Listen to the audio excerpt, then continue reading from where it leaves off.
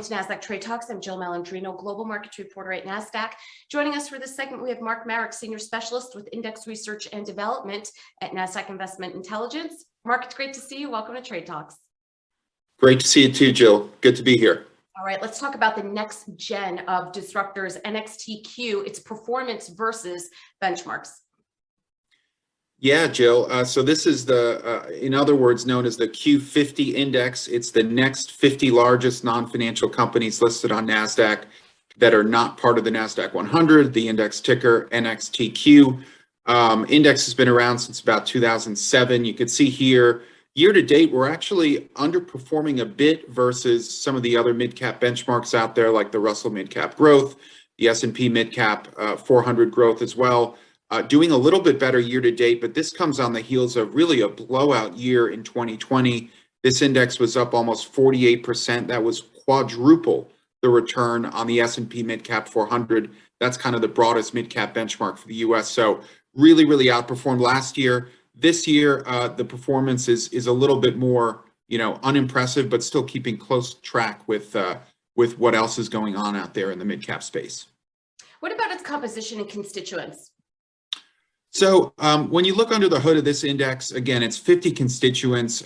You can see the sector split here in blue with technology at 37% of the index, the biggest sector, similar to the Nasdaq 100, but not quite as concentrated, right? The Nasdaq 100 tends to be more than 50% tech. This one's only about 37%.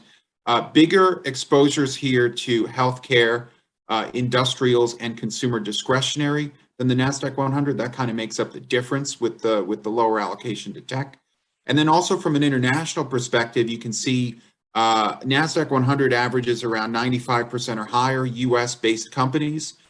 This index is quite a bit lower than that. It's only about 85%. So giving you some nice diversification from a geographic perspective. Size-wise, it's a mix of mostly companies in that larger mid-cap to smaller large cap segment. You've got just a couple companies that are in the $50 billion or above market cap threshold here. And if we go to the next slide, you'll see, names at the top here like Airbnb, like Fortinet, and Zscaler. These are names that have done extremely well over the past couple of years. Look at Zscaler, for example, up over 300% in 2020. They're on the right-hand side. Some of these names we would expect to graduate up into the Nasdaq 100 this coming December as those annual reconstitutions take place. Of course, that's a big reason why this is such an interesting index to track and invest in, is because it really does complement. It's an extension of the Nasdaq 100, and there is a lot of back and forth between those two indexes.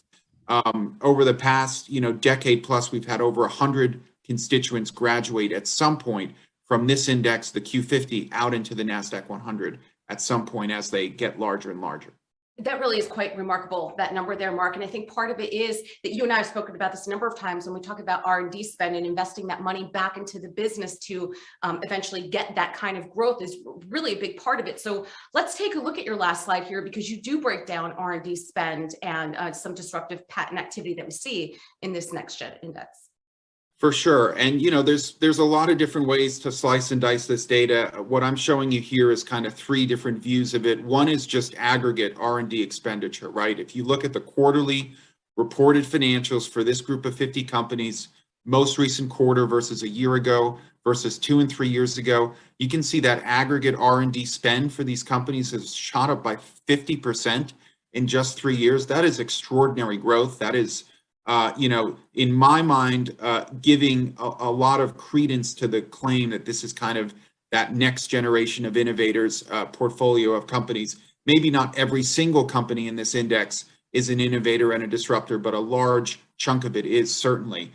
Then if you look at the middle chart, we're showing R&D percentage of revenue as a percentage of sales for this index versus those 3 other mid-cap benchmarks that I talked about earlier. Look at that. It's over 5 times the rate of R&D reinvestment as a percentage of revenue versus that broadest mid-cap index, the S&P 400. Whether you do the S&P 400 growth or even the Russell mid-cap growth, which is probably the closest analog to this index in terms of the types of companies, you still see a big gap in that rate of R&D reinvestment. And then finally, on the right-hand side, You look at the actual patent filings. This is trailing 12-month patent filings data that we have mapped out to 35 different themes in disruptive tech.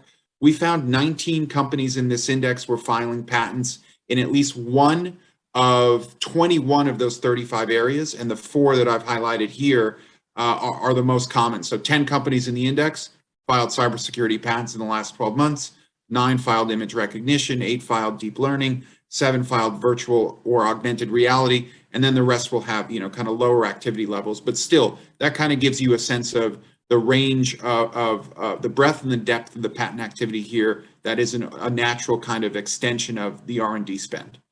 All right, Mark, we appreciate the insight as always. Thanks for joining us on Trade Talks. I'm Jill Malandrino, Global Markets Reporter at Nasdaq.